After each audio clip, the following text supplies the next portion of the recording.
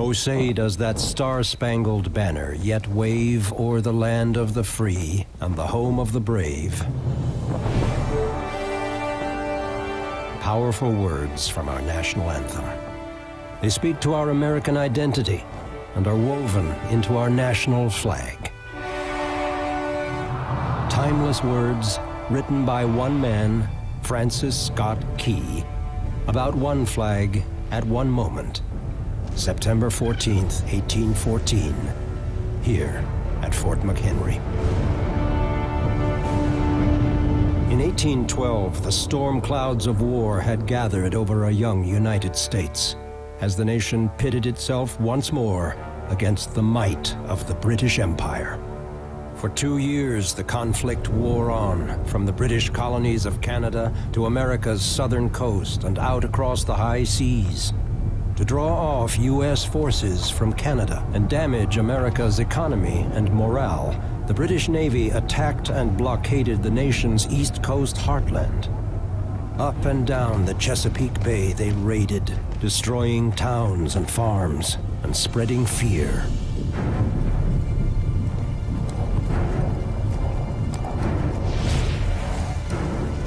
Then, in August 1814, disaster. The invading British seized Washington, D.C., and burned the nation's capital. A citizen soldier of Baltimore spoke for many. Every American heart is bursting with shame and indignation at the catastrophe. And Baltimore hearts were also full of anxiety, for they feared they would be next.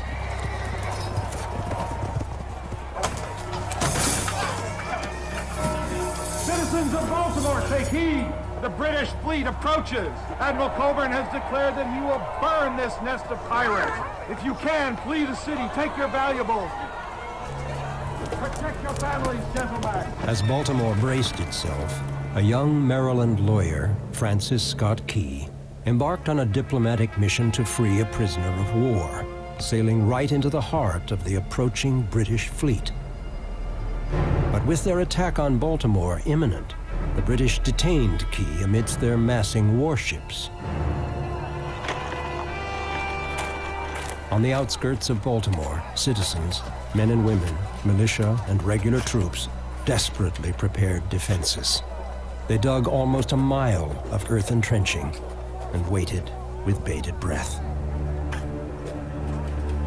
On September 12th, British soldiers landed at North Point, where a bloody battle with Maryland militia failed to halt their march towards Baltimore. However, the British could not tackle the city's earthwork defenses and troop reinforcements without their Navy's help.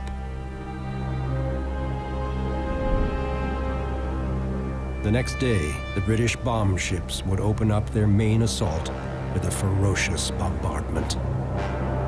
Their target, Fort McHenry. They had to knock out the fort to bring their ships in range of the city. The fate of Baltimore now lay in the hands of the fort's defenders.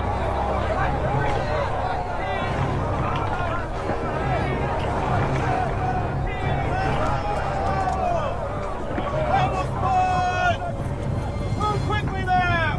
1,000 soldiers frantically prepared for battle, knowing they were the last defense to thwart the British.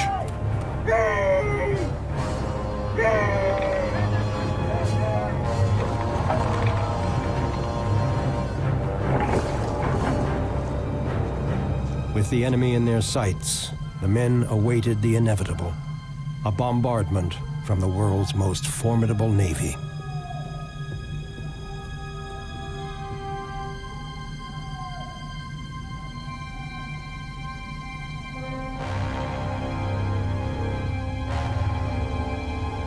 Then the attack began as the British fleet pounded the fort with rockets and mortar shells.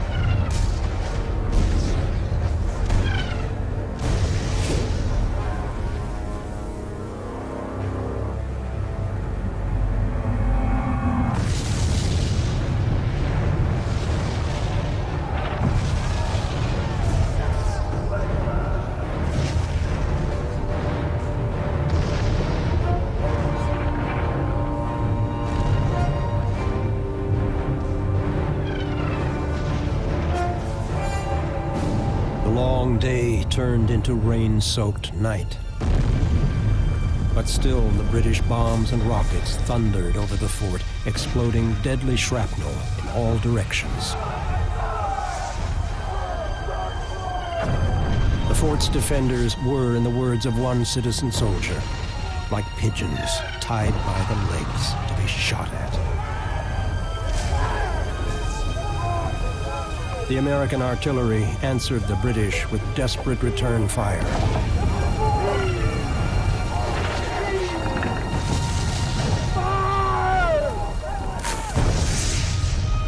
But would it be enough? Baltimore's citizens watched in panic through the night. One recalled, "The attack on Fort McHenry was distinctly seen from Federal Hill and from the tops of houses which were covered with men, women, and children."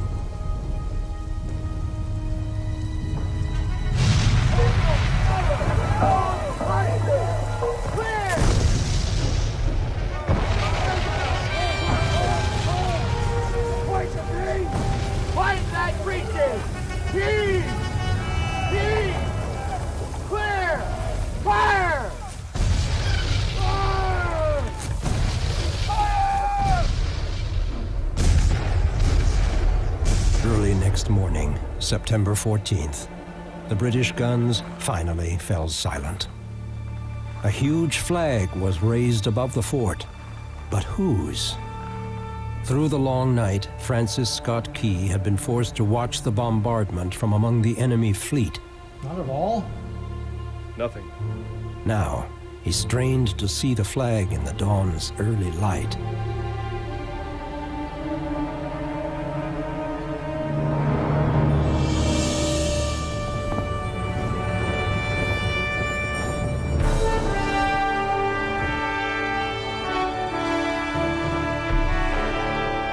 It's ours, Mr. Skinner. Jose, we've won! It's ours. Inspired by their courage, Key wrote down a few lines. "'Tis the star-spangled banner, oh long may it wave o'er the land of the free and the home of the brave." As the British withdrew, Key returned to Baltimore, where his words soon found music and a publisher, and the Star-Spangled Banner was born. It captured a defiant, patriotic spirit and spread rapidly across the nation, pouring new life into the national flag as a symbol of American identity. The popularity of the song and the flag grew during the years that followed. The Star-Spangled Banner eventually became the official anthem of the United States in 1931. Inspired by the brave defense of Fort McHenry, Francis Scott Key's words and the flag they so memorably portray are now woven into our sense of national identity. These words still resonate as loudly today as the glaring rockets and bursting bombs of 1814.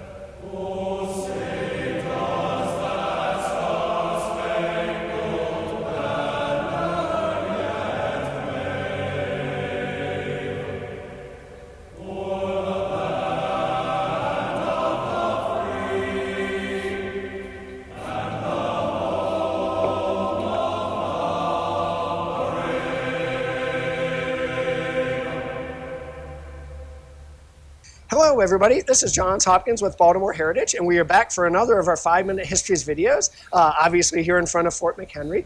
So Fort McHenry, obviously its greatest claim to fame is as a fort in the War of 1812, defending Baltimore, but it was built for another war against the British. It was built in 1776 for the Revolutionary War, and at that time it was called Fort Whetstone. Luckily for us, the British never invaded Baltimore in the Revolutionary War, and based on the outcome of their attack against us in the War of 1812, maybe lucky for the British that they didn't either. So it was Fort Whetstone until the 1790s. Britain had gotten itself caught up in the Napoleonic Wars at that time, and Congress was afraid that because that France had been such a good ally to us during the Revolution, we might get swept up into those wars as well. And so Congress commissioned a number of forts at East Coast port cities. And in 1798, Fort Whetstone, an earthen berm fort, underwent a major upgrade into the brick fort we know today as Fort McHenry. And it was named after James McHenry, who was the Secretary of War. He was an interesting figure. He was born in Ireland, came to the United States, first arriving in Philadelphia, studied medicine under Benjamin Rush, probably the most prominent doctor of the day, also a signer of the Declaration of Independence, came to Baltimore and purchased a property from the Ridgely family. If you know Hampton Mansion, another National Historic Site in Towson, that's the Ridgely family. And the property had the same name today as it did back then, Ridgely's Delight. If you don't know that really wonderful neighborhood by Camden Yards, go take a walk. It's worth a couple block walk, a fantastic neighborhood. That was James McHenry's. McHenry was also credited as Secretary of War of founding the U.S. Navy War Department. And so what better name to put a new fort on a port city, or upgrade a fort on a port city, than after the Secretary of War from Baltimore, who was responsible for the Navy War Department. That's how it got its name. So many of us, or many of you maybe, are wondering like me, we always know Fort McHenry as a star fort, and we just say that and then we don't really think about it. But in preparing for this video, I thought, why is it shaped like a star? There's got to be a reason, and in fact there is a reason. Before, the star forts came into existence not because of the Star-Spangled Banner, and this fort was part of the national anthem, but they came into being when gunpowder came into warfare. Before gunpowder, forts were various shapes of rectangles mostly, and that was fine. You could have a bunch of archers up on your turret and your walls and firing down on the attacking enemy. But the big, long, straight walls presented problems for gunpowder, and especially for cannon. A cannoneer, it was the proverbial hitting the broadside of a barn. That wasn't so good. And it also didn't provide any good angles to fire down upon saboteurs who would come and plant explosives at the base of your wall. So a star fort, its points are much harder to hit with a cannon. And also, if you're out there on one of the prongs, you can take a look and see if somebody's trying to attack the other prong, and you've got a really good vantage point to try to pick them off before they set off any explosives. So that in the 1500s in Italy especially, that's when star forts got its start. Michelangelo even designed one to protect Florence from the invading French. So that's how our legacy of star forts here at Fort McHenry. Okay, so up to now we're past the Napoleonic Wars and we're into the War of 1812. There is no way we can cover the War of 1812 and the Battle of Baltimore and the Star-Spangled Banner and the saving of America from the British again in 5 minutes. Maybe we'll do a whole video just on that. But suffice it to say, the British were after us in 1814, September 12th and 13th.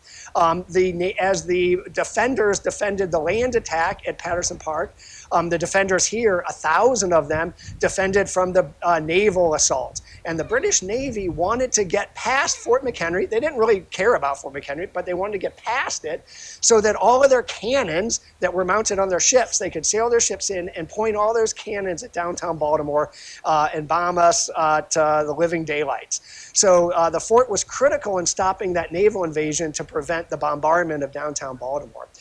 Interestingly, the British ships had a little bit longer range cannons, so they anchored themselves just out of our cannon range and just within theirs. There's a wonderful, if you're ever in a boat, there is a wonderful buoy that the U.S. Coast Guard has out anchored right by Key Bridge, just inside Key Bridge, where the center of the British bombardment, the boats bombarding the fort happened. And it's painted, of course, in the Star Spangled Banner. So take a look at that. It's really cool. Here we are at the entrance of the fort, and also a truck route, apparently. So if you hear some noise, that's what's going on. All right, very quickly, the 1,000 defenders were longtime Baltimore families. They were newly arrived immigrants. They were Caucasians. They were African Americans. We have documentation that there was even at least one, maybe two Jewish defenders who were brought kosher meals during the bombardment. The bombardment lasted 25 hours. Over 1,500 bombs bursted in air. One of the bombs actually landed in the magazine at Fort McHenry, where all the gunpowder was stored. Captain Armistead, General Armistead, quickly had all of the gunpowder taken over to behind the back wall for better safekeeping. Miraculously, the British bomb was a dud that landed in there. And we survived, proving a critical defense that helped turn the war and helped convince the British that we were serious as a young country. We weren't going to be pushed around, and eventually led to the British conceit that they weren't going to win this war. All right, so we have a critical role in the War of 1812, but the fort also plays some other pretty important roles. In the Civil War, it was a prison. Over 7,000 Confederate troops were imprisoned here, along with Baltimore's mayor and city council and a number of General Assembly members. President Lincoln was not about to let Maryland secede from the Union, and that was one way he did it.